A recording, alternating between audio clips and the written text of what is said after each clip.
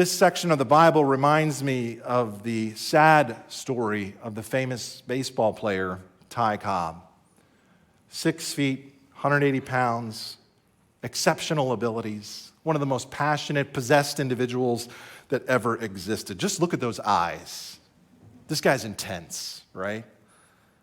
He made himself, many believe, to be the greatest baseball player that has ever played the game, that has ever lived.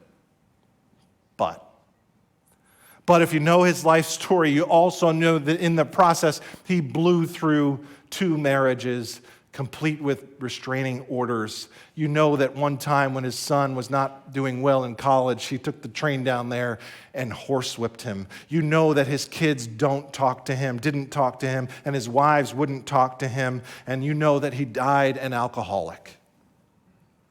And he would go in his later years to sports banquets, and no one there would even drink with him. And guys would say, I played with him then, I knew him then, and I hated him then, and I hate him now. Ty Cobb in Georgia became very successful because he invested in 2 rather well-known companies in Atlanta. Maybe you've heard of them, Ford Motor and Coca-Cola. And so he died a very wealthy man.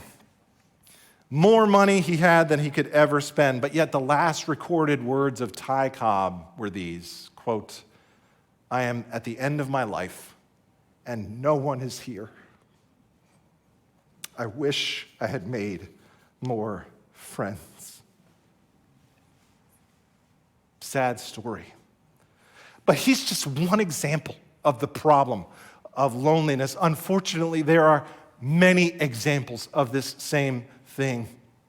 And so Solomon says, as we gather at the outside of the CEO's office, I want to encourage you here to learn the lesson. And the lesson is that you must also invest your life in other people. This is the antidote to the individualism of the previous few verses. And this is where we get that well-known passage in chapter 4, verses 9 through 12. Look at it again with fresh eyes. This is where Solomon says, don't you see 2 are better than 1? Because they have a good return for their labor. If either of them falls down, one can help the other up. But pity anyone who falls and has no one to help them up. Also, if 2 lie down together, they will keep warm. But how can one keep warm alone? Though one may be overpowered, 2 can defend themselves. A cord of 3 strands is not quickly broken. So here Solomon gathers us together and says, I want you to learn the lesson that there's incredible value in relational support in your life. In verse 10, you got somebody to lift you up. In verse 11, you got somebody to keep you warm. In verse 12, you got somebody to back up against and defend yourselves. The point here he's making is, don't you see, friends, there's strength in numbers. And so if you're wealthy, don't hoard it all. Instead, invest it in other people. Be generous. Help someone else succeed. Make some friends. And so before we leave this stop, he gathers us together at the outside of the CEO office, and he says, I want you to remember the lesson here. And the lesson is this: don't live for me. Live for we. This is the wisdom of mutual interdependence.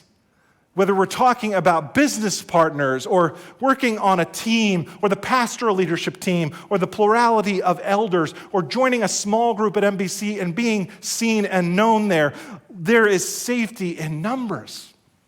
This transforms the way we think about our work. Tim Keller says this in his book, Every Good Endeavor: the question regarding our choice of work is no longer what will make me the most money and give me the most status. The question must now be, how with my existing abilities and opportunities can I be of greatest service to other people with the work that I've been given? Now that mindset will keep you from the problem of loneliness, but it will also keep you from all of the other problems on our stops today. This mindset will keep you from being lazy. This mindset will keep you from oppression. This mindset will keep you from envy and the love of money. And it will keep you from being all alone. Don't live for me. Live for we.